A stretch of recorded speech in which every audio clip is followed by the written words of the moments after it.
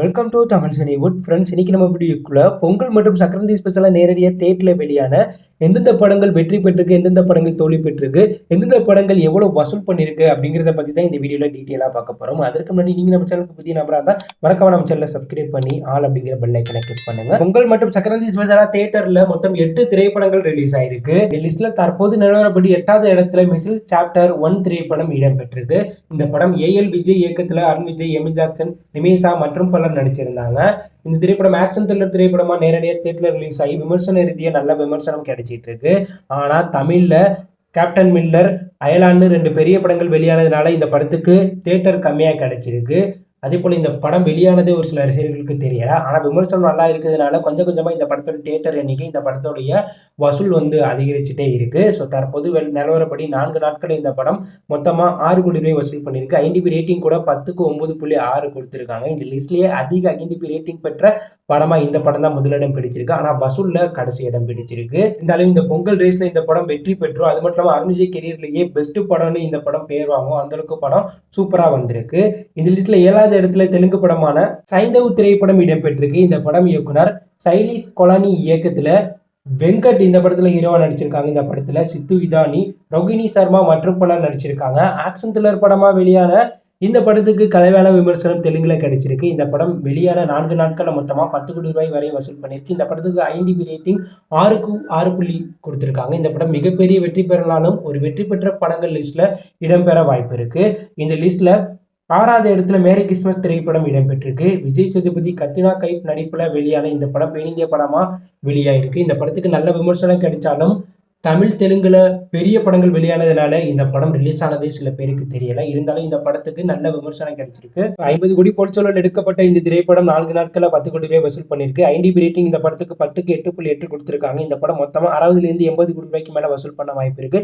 இதனால இந்த படம் வெற்றி பெற்ற படங்கள் லிஸ்ட்ல இடம்பெற்றிருக்கு. இந்த லிஸ்ட்ல 5வது இடத்துல நான் சாமி ரங்கா அப்படிங்கிற நாகார்ஜுனா அவர்களுடைய தெலுங்கு படம் இடம்பெற்றிருக்கு. இந்த திரைப்படம் இயக்குனர் விஜய் பனி இயக்கத்துல நாகார்ஜுனா, அல்ரி, ராஜ் மற்றும் பலர் நடிச்சிருக்காங்க. தெலுங்குல ஆக்ஷன் த்ரில்லர் படமா வெளியான இந்த படத்துக்கு தெலுங்குல கலவையான விமர்சனம் கொடுத்துட்டு இருக்காங்க.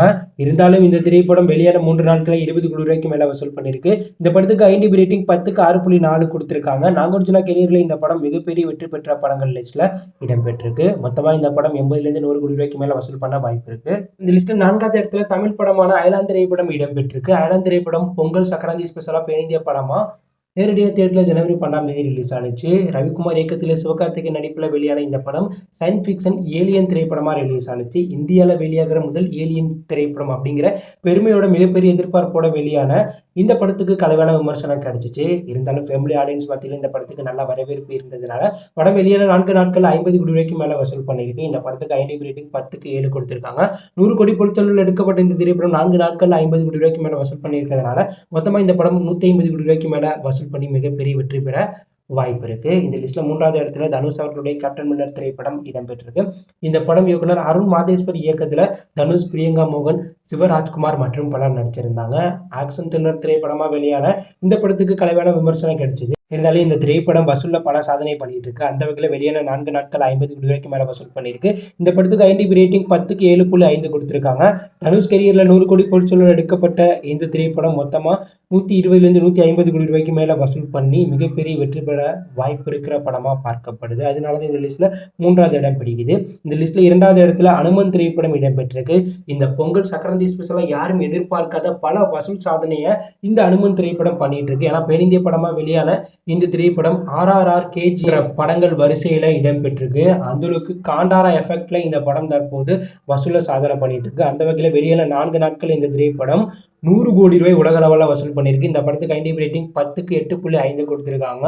ஸோ தெலுங்கு சினிமாவில் இந்த வருடம் குறைஞ்ச பட்ஜெட்டில் வெளியாகி அதிக வசூல் செய்த படங்கள் லிஸ்ட்ல இந்த படம் முதலிடம் பிடிக்க கூட வாய்ப்பு இருக்கு. ஏன்னா இந்த படம் கண்டிப்பாக 300லேருந்து ஒரு 500 கோடி ரூபாய்க்கு மேல வசூல் செய்யணும் கணிச்சிருக்காங்க. அந்த அளவுக்கு தற்போது வெற்றிகரமா அனுமன் திரைப்படம் தியேட்டர்ல ஓடிட்டு இருக்கு. இந்த லிஸ்ட்ல முதல் இடத்துல லிஸ்ட்ல மகேஷ் பாபு அவர்களுடைய குண்டூர்காரம் திரைப்படம் இடம்பெற்றிருக்கு. இந்த படம் திருவிக்ரம் இயக்கத்துல மகேஷ் பாபு, ஸ்ரீலீலா, மீனாட்சி, ரம்யாகிருஷ்ணன் மற்றும் பலர் நடிப்பில் தெலுங்குல மட்டும் வெளியான இந்த படத்துக்கு நல்ல விமர்சனம் கிடைச்சது.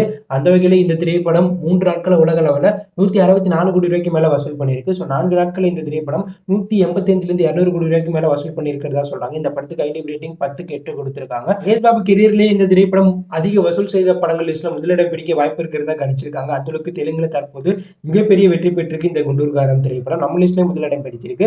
பொங்கல் சக்கராந்தி ஸ்பெஷலா வெளியாகி அதிக வசூல் மற்றும் டாப் 8 இடம் பிடிச்ச படங்கள் லிஸ்ட்டை பத்தி நீங்க பார்த்திருப்பீங்க.